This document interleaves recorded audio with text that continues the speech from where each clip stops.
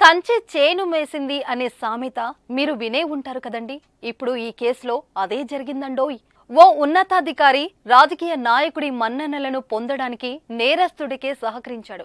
సాధారణంగా ఒక నేరం జరిగితే పోలీసులు ఎవరి ప్రలోభాలకు లొంగకుండా నిష్పక్షపాతంగా ఇన్వెస్టిగేషన్ చేసి సాక్ష్యాధారాలను కోర్టులో సమర్పించి నేరస్తులకు తగిన శిక్ష పడేందుకు కీలక పాత్ర పోషిస్తారు.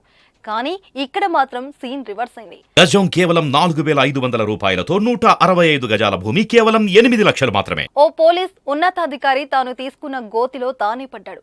నేరస్తుడికి సహకరించినందుకు పోలీసే నేరస్తుడైన ఘటన తాజాగా పోలీస్ శాఖలో తీవ్ర కలకలం రేపింది. అసలు ఈ కేసేంటి? ఎవరా రాజకీయ నేత? నేరస్తుడికి బదులు పోలీస్ ఎందుకు శిక్ష అనుభవిస్తున్నాడు అనే విషయాలను ఇప్పుడు చూద్దాం. నిజామాబాద్ జిల్లా బోధన్ మాజీ ఎమ్మెల్యే షకీల్ కుమారుడు సోహెల్ గత నెల 23వ తేదీ అర్ధరాత్రి చాలా స్పీడ్ గా కారును నడిపి ప్రగతి భవన్ దగ్గర ట్రాఫిక్ బార్గేట్లను ఢీకొట్టాడు. ఈ కేసులో సోహెల్ ను పంజగుట్ట పోలీసులు స్టేషన్ ను తరలించారు. తన కుమారుడిని పోలీసులు పట్టుకున్నారని మాజీ ఎమ్మెల్యే షకీల్ పోలీస్ స్టేషన్ కు చేరుకున్నాడు. అక్కడే అసలు ట్విస్ట్ జరిగింది. ఆ దృశ్యాలు అక్కడి సీసీ కెమెరాల్లో రికార్డైంది. కానీ అక్కడే అసలు ట్విస్ట్ జరిగింది.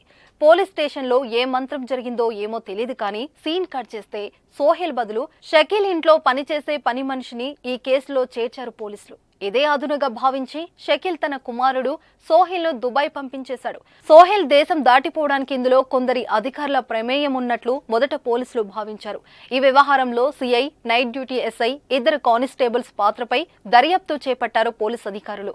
అలాగే సోహెల్ తో రాత్రి ఫోన్ కాల్ మాట్లాడిన స్నేహితులను ఎంక్వైరీ చేశారు పోలీసులు. రోడ్డు ప్రమాదం తర్వాత మాజీ ఎమ్మెల్యే కుమారుడు దేశం దాటడంలో సహకరించిన పోలీస్ అధికారుల్లో బోధన్ సిఐ ప్రేమ్ కుమార్ హస్తం ఉన్నట్లు పోలీసులు గుర్తించారు.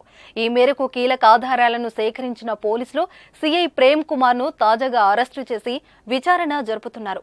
విచారణ తర్వాత కూడా మరికొంతమంది అరెస్ట్ అయ్యే అవకాశం ఉందని పోలీసులు పేర్కొంటున్నారు.